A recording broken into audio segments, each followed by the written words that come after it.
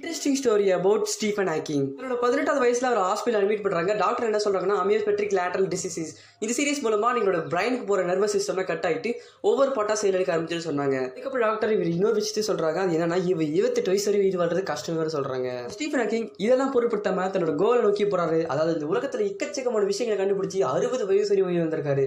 In fact அவரோட எல்லா உடம்போட பாட்டு செயலெடுத்த அப்புறமா தசை கண்ணு மட்டும் வச்சு பிளாக் ஹோல் தியரியை பத்தி ப்ரூவ் பண்ணியிருக்காரு.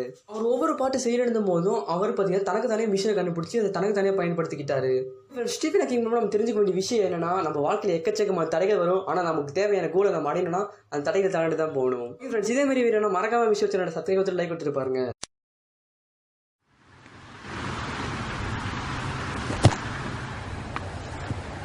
I wasn't ready.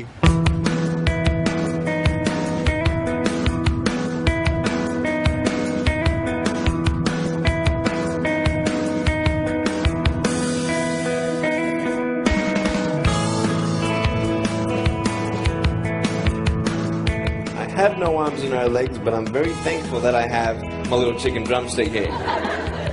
People freak out when they see me for the first time.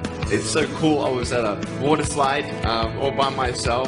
Everyone obviously at the bottom of the slide is looking up and waiting for other people to come down, and here I come and they're freaking out. They're like, you know, like this. And I was so tempted to look at myself and go, what happened? You know? There were times where I sort of looked at my life and thinking, well, I can't do this and I can't do that. And you keep on concentrating on the things that you wish you had or the things that you wish you didn't have. And you sort of forget what you do have. And there's no point, I believe, in my life where I wish I had arms, legs, I wish I had arms, legs, I wish I had arms, legs, because wishing won't help. But what I've seen in life are just a couple key principles. And the first thing that I've seen is to be thankful. It's hard to be thankful, man. I tell you, when I was 8 years old, I sort of summed up my life and thought, I'm never going to get married. I'm not going to have a job. I'm not going to have a life of purpose. What kind of a husband am I going to be if I can't even hold my wife's hand? It's a lie to think that you're not good enough. It's a lie to think that you're not worth anything.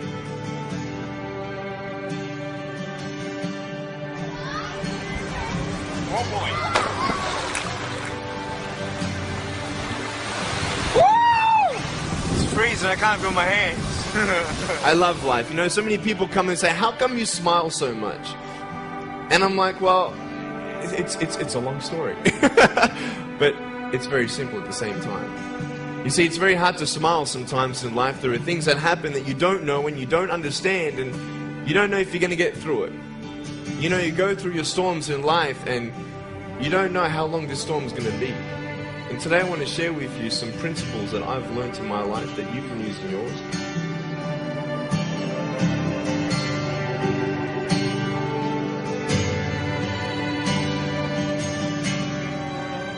Being patient is beautiful. I tell you, it's the hardest thing. But I realize I may not have hands to hold my wife's hand, but when the time comes, I'll be able to hold her heart. I don't need hands to hold her heart. You know, it is scary to know how many girls have eating disorders. It is scary to know how many people are just angry at life because of their situation at home and angry at others. It's scary to know how many people actually feel like they're worth nothing. Every single girl right here, right now, I want you to know that you are beautiful. You are gorgeous just the way you are. And you boys, you're the man. On this DVD, I share my experiences in life of how I've overcome challenges and seen a new, fresh perspective in life. To be thankful, to dream big, and to never give up. I speak to children, youth and adults about key issues and principles that I've applied in my life that has given me the strength to conquer all that comes before me.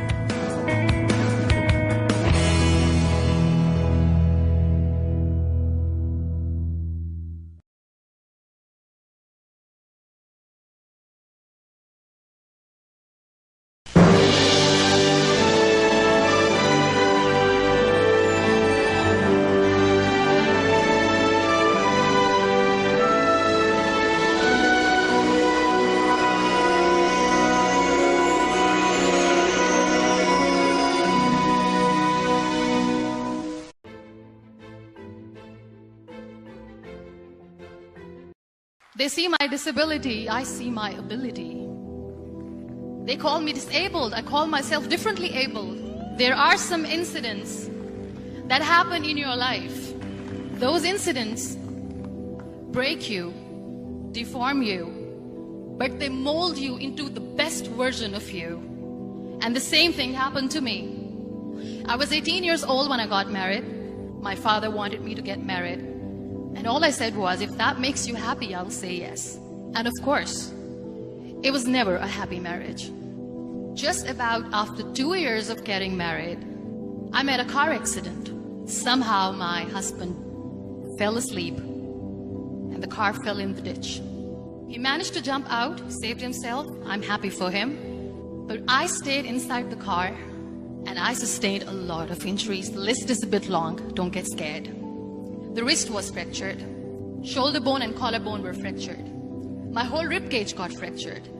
And because of the rib cage injury, lungs and liver were badly injured. I couldn't breathe.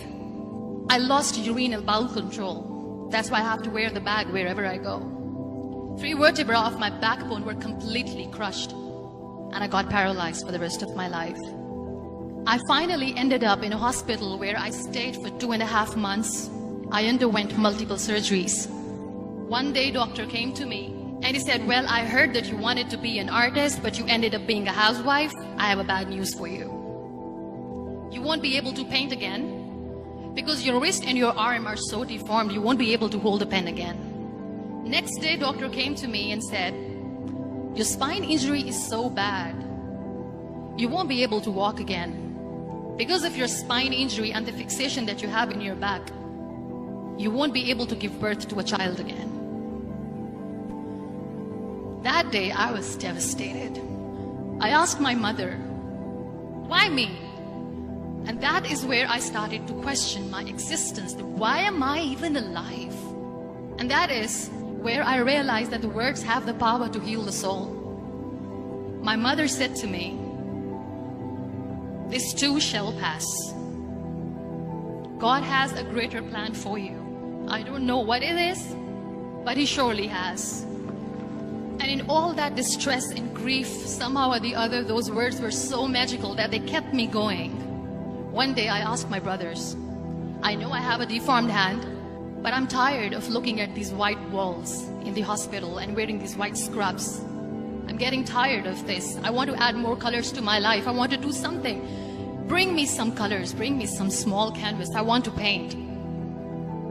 So the very first painting I made was on my deathbed, where I painted for the very first time.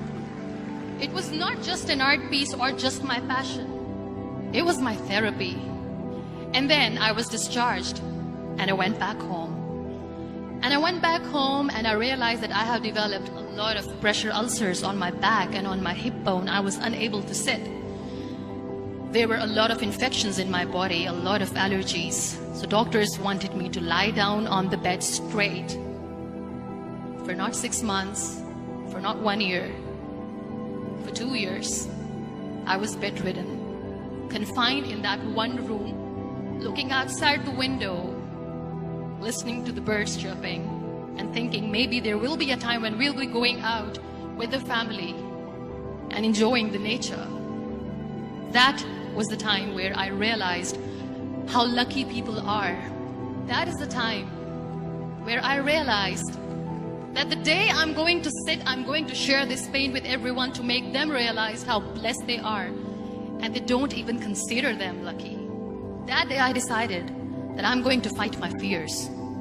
We all have fears. Fear of unknown, fear of losing people, fear of losing health, money. We want to excel in career, we want to become famous, we want to get money. We are scared all the time. So I wrote down one by one all those fears. And I decided that I'm going to overcome these fears one at a time. You know what was my biggest fear? Divorce. I was trying to cling on to this person who didn't want me anymore, but I said no. I have to make it work.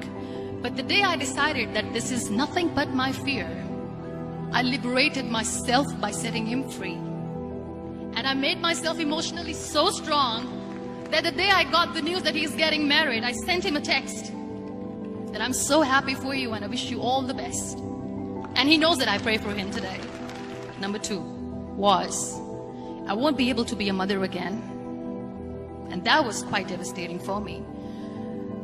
But then I realized there are so many children in the world, all they want is acceptance. So there is no point of crying, just go and adopt one. And that's what I did. People think that they will not be accepted by the people because we, in the world of perfect people, are imperfects.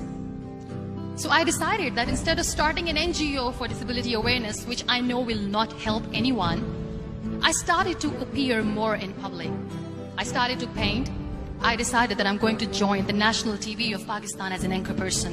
And I've been doing a lot of shows for the last 3 years.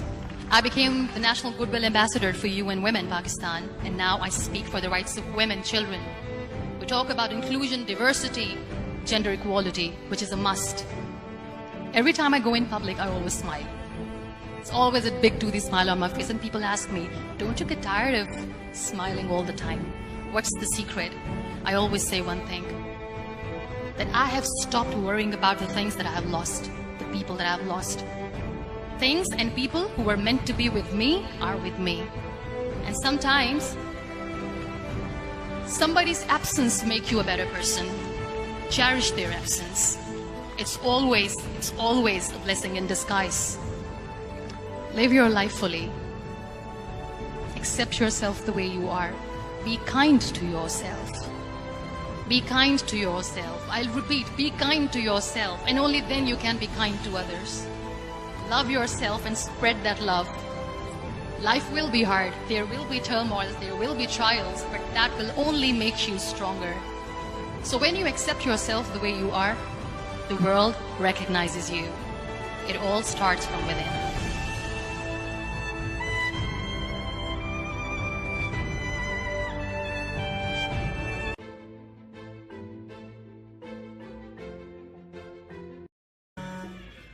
எப்படி sir நல்லா இருக்கா? செம்மையா இருக்குடா. அவங்க எப்படி சொல்லலாமா? இதே மாதிரி சொல்லு, கான்ஃபிடென்ட்டா. சொல்றா. அப்படியா? சூப்பர். உடனே வர. சார் வாங்க சார், ரெஸ்ட் ரூம் போலாம். ஏய் எனக்கு வரலடா, நீ போடா. சார் ஜோஷுவா சூசைட் பண்றானா? ஜாலியா இருக்கும், வாங்க போய் பார்க்கலாம். போடா சைக்கோ. சூசைட் பண்ணாதான் சைக்கோ, நான் என்ன சைக்கோ?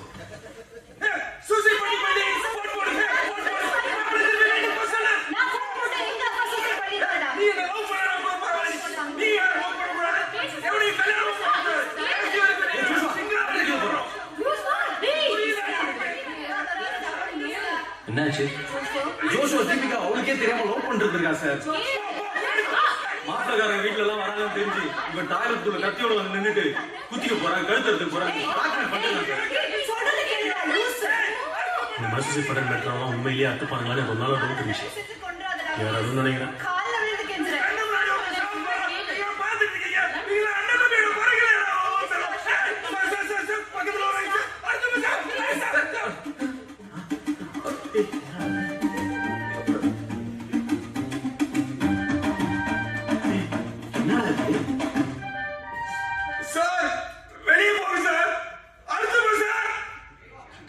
டேய் நீ எடுத்துக்கோடா, நான் சுச்சு போதும். மச்சான் ரெஸ்யூம் அனுப்பிச்சு விடுறா, வேலை வேணும்னு கேட்டு இருந்தீங்க. ஒரு ஓப்பனிங் இருக்கு, இல்லையே அப்பாயின்மெண்ட் இப்பவே கிடைச்சாலும் கிடைச்சிடும். தெரியும்ல, கழுத்தெல்லாம் எடுத்துக்கிட்டா உடனே சாக மாட்டாங்க, கொஞ்சம் லேட் ஆகும். எப்படியும் வெளியே இருக்கிறவனுங்க வேற எவட்டையாவது ஸ்கோர் பண்றதுக்கு உன்னை கொண்டு போய் ஹாஸ்பிட்டல்ல சேர்த்துருவானுங்க. நீ கரெக்டா கட் பண்ணிக்கிட்டேன்னா பரவாயில்ல. நடுக்கத்துல நரம்ப மாத்தி நறுக்கினு வச்சுக்கோ, கை கால் மட்டும் விளங்காம போக சான்ஸ் இருக்கு.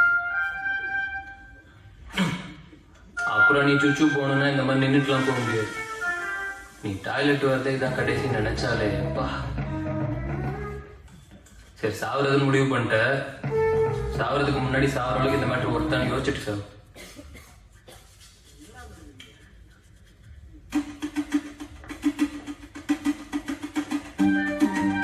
சார் இப்போ மட்டும் ஒத்துக்கலாம் கலாய்ச்சி கொண்டுருவாங்க சார். இப்போ என்ன சார் பண்றது? இப்ப நடிச்சல அதை விட கொஞ்சம் எக்ஸ்ட்ரா நடி.